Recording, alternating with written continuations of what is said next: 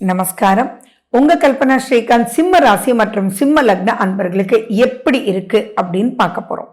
பொதுவாகவே நீங்கள் எப்படி இப்போ இருக்கீங்க அப்படின்னா, ஏதாவது ஃபிட் ஆவோமா, ஏதாவது சாதிப்போமா, ஒன்றுமே முடியலையே, ரொம்ப ப்ரெஷராகவே இருக்கே, பண்ணிகிட்டே இருக்கோம் ஆனால் தீரவே இல்லையே, நெக்ஸ்ட் லெவலுக்கு எப்படி போகிறது, ஏதாவது பிரச்சனை ஆகிடுமா அப்படின்னு உங்களுக்குள்ள ஒரு பெரிய பயம் இருந்துகிட்டே இருக்குது. அதுவும் அந்த பயம் பார்த்தீங்கன்னா ஒரு 15 நாளாக எக்கச்சக்கமாக இருந்துகிட்டே இருக்குது. அந்த பயம் செகண்ட் ஹாஃபில் உங்களுக்கு சூப்பராக போயிடும். அந்த பயத்தை எப்படி சமாளிக்கணும் அப்படின்றது தான் இந்த பதிவுன்றதை நீங்கள் ஞாபகம் வச்சுக்கோங்க. ஃபர்ஸ்ட் அண்ட் ஃபார்மோஸ்ட் உங்களுடைய ராசிநாதன் சூரியன் ஆட்சி பெற்று சக்கரவர்த்தியா இருக்கார். அவருக்கு மிகவும் நட்பான புதனும் கூடவே உட்கார்ந்துட்டு இருக்காங்க. அது எல்லாம் சூப்பர் தான்.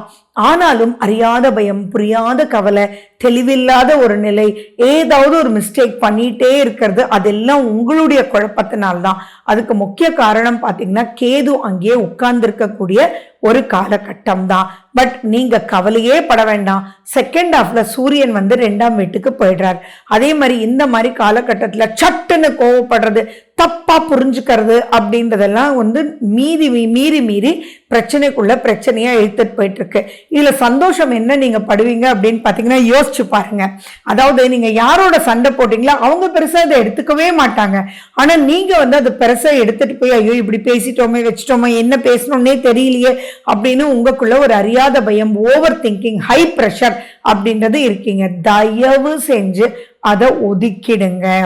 யாரும் உங்களை தப்பா நினைச்சுக்கவே மாட்டாங்க. இன்னும் சொல்லணுங்கன்னா உங்களுடைய லைஃப் பார்ட்னர் உங்களை புரிஞ்சுக்குவாங்க. அதே மாதிரி உங்களுடைய ஃபேமிலி மெம்பர்ஸும் உங்களை புரிஞ்சுக்குவாங்கன்றது முதல்ல மனசுக்குள்ள எடுத்துட்டு போயிட்டீங்கன்னா சூப்பர். அதே மாதிரி சின்ன சின்ன டெக்னிக்ஸ், சின்ன சின்ன ப்ராஜெக்ட்ஸ் உங்களுக்கு வந்துட்டே இருக்கும் இப்போ. அதனால பொருளாதாரத்துக்கு பெருசா பயப்பட வேண்டிய அவசியங்கள் இல்லை.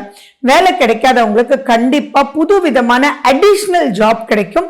நாளைக்கு அதுவே முக்கியமான ஒரு ஜாபா கூட தள்ளக்கூடிய வாய்ப்புகள் இருக்கு. ஃபார் எக்ஸாம்பிள் சின்ன ஆர்டர் உங்க பிசினஸ்க்கு வரும்.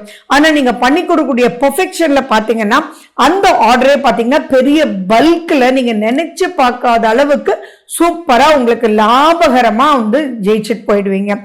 உங்களுடைய 5ஆம் அதிபதி யாரு? குரு. அந்த குரு லாபஸ்தானத்துல உட்கார்ந்துட்டு இருக்காரு. இப்போ உங்களுக்கு கண்ணுக்கு தெரியாம உங்களை நல்வழியில கூட்டிட்டு போயிட்டே தான் இருக்கு. பட் ஸ்டில் அந்த கேதுனால நிறைய பயம் பாதிப்புகள். அது மட்டும் இல்லாம உங்களுக்கு 8ஆம் வீட்டுல சனி பகவான் வேற உட்கார்ந்துட்டு இருக்கார். இந்த இடத்துல உங்க சுய ஜாதகத்தை நீங்க எடுத்து பாருங்க. உங்க சுய ஜாதகத்துல சனி வக்ரம்னு போட்டிருந்தா கவலையே பட வேண்டாம். ஆன்யா மாக்குன்னு போயிட்டே இருங்க.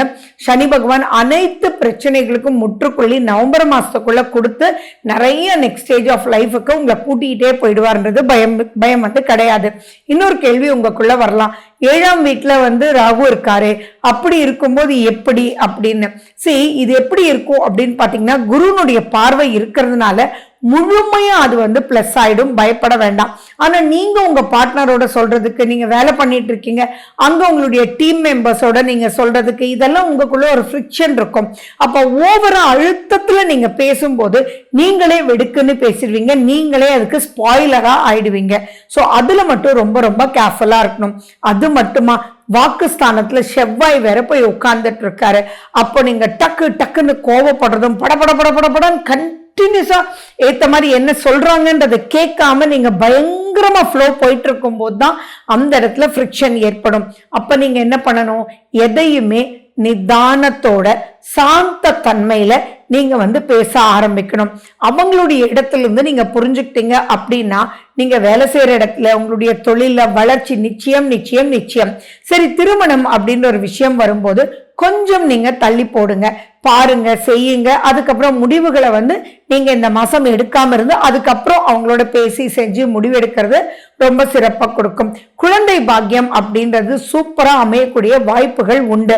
உங்களுடைய 5ஆம் வீட்டு அதிபதி குரு, அவர் லாபஸ்தானத்துல இருக்காரு. அப்போ நேச்சுரலாவே ரொம்ப வருஷம், ஏன் 10 வருஷம் குழந்தை இல்லைன்றவங்களுக்கு கூட இப்ப நேச்சுரலாவே குழந்தை பிறக்கக்கூடிய வாய்ப்புகள் இருக்கும்.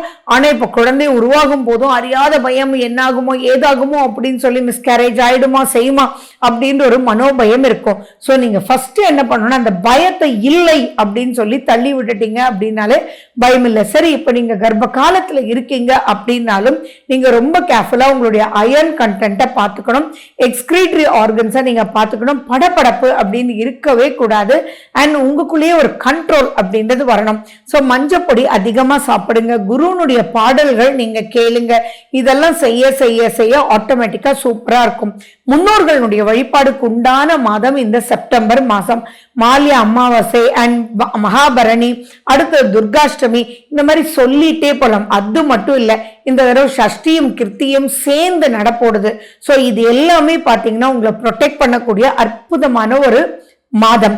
சோ வருஷத்துல ஒரு தடவை வரக்கூடிய பல விசேஷ நாட்கள் முன்னோர்கள் சம்பந்தமா உங்களுக்கு விடுபடுறதுக்கு உண்டான வாய்ப்புகள், அதாவது நெகட்டிவ்ல இருந்து வழிகாட்டுறதுக்கு ஒரு அற்புதமான ஒரு காலகட்டமாவே இருக்கு. சோ நீங்க என்ன பண்ணணும்னா, உங்க சுய ஜாதகத்துல முன்னோர்கள்னால பிரச்சனைன்னு சொல்லியிருக்காங்களா, அல்ல சர்ப்பதோஷம்னு சொல்லியிருக்காங்களா, அல்ல ராகு தசை கேது தசை, ராகு புத்தி கேது புத்தி அந்த மாதிரி ஏதாவது நடந்துட்டு இருந்தது அப்படின்னா கண்டிப்பா நீங்க இந்த காலகட்டத்துல முன்னோர்களுடைய வழிபாடு பண்றது ரொம்ப சூப்பர். அது மட்டும் இல்ல, உங்களுக்கு துர்காஷ்டமி அப்படின்றது 29ஆம் தேதியும் 30ஆம் தேதியும் வரும். சோ அந்த அன்னைக்கு நீங்க துர்கையம்மனுடைய வழிபாடும் சர்ப்பதோஷ பரிகாரம் பண்ணணும் அப்படின்னா அந்த நாள்ல நீங்க பண்ணும்போது நிறைய நிறைய விஷயத்துல இருந்து நீங்க ப்ராப்ளத்துல இருந்து விடுபட்டு நீங்க நெக்ஸ்ட் ஸ்டேஜ் ஆஃப் லைஃபுக்கு நீங்க போயிடுவீங்க. குழந்தைகள் வழி உங்களுக்கு சந்தோஷத்தை கொடுக்கக்கூடிய ஒரு அற்புதமான ஒரு காலகட்டம். குழந்தைகளுக்கு நீங்க எதெல்லாம் சேமிக்கணும்னு நினைக்கிறீங்களோ, அதே மாதிரி அவங்களுடைய ஹையர் எஜுகேஷனுக்காக என்ன பண்ணணும்னு நினைக்கிறீங்களோ சூப்பர். ஏன் நீங்களே ரிசர்ச் சூப்பரா பண்ணலாம். பிஹெச்டி பண்ணிட்டு இருக்கிறவங்களுக்கு எல்லாம் இந்த மாசம் நிறைய நிறைய ரிசல்ட்ஸ் கொடுக்கும். டக்குன்னு உங்க ப்ராஜெக்டை சப்மிட் பண்ணீங்கன்னா டக்குன்னு நீங்க பாஸ் ஆயிட்டு போயிட்டே இருக்கக்கூடிய ஒரு அமைப்பு. அதே மாதிரி எங்க நீங்க செகண்ட் டிகிரி பண்ணணும், பிஹெச்டி பண்ணணும் யோசிச்சுட்டு இருக்கீங்களோ அங்கெல்லாம் உங்களுக்கு கரெக்டா வழிகாட்டி கொண்டு போய் சக்குன்னு உட்கார வைக்கக்கூடிய ஒரு அற்புதமான ஒரு காலகட்டம்ன்றது மைண்ட்ல ஞாபகம் வச்சுக்கோங்க. Financially it will be something really good. கடன் அடைக்கக்கூடிய ஒரு அற்புதமான ஒரு காலகட்டம். பயப்பட வேண்டிய அவசியங்கள் இல்லவே இல்லை. அரசு வழி அனுகூலங்கள் நிறைய இருக்கு. ஆனா அகைன் அண்ட் அகைன் அந்த குழப்பம் அப்படின்ற ஒரு விஷயம் தான் நிறைய இருக்கு.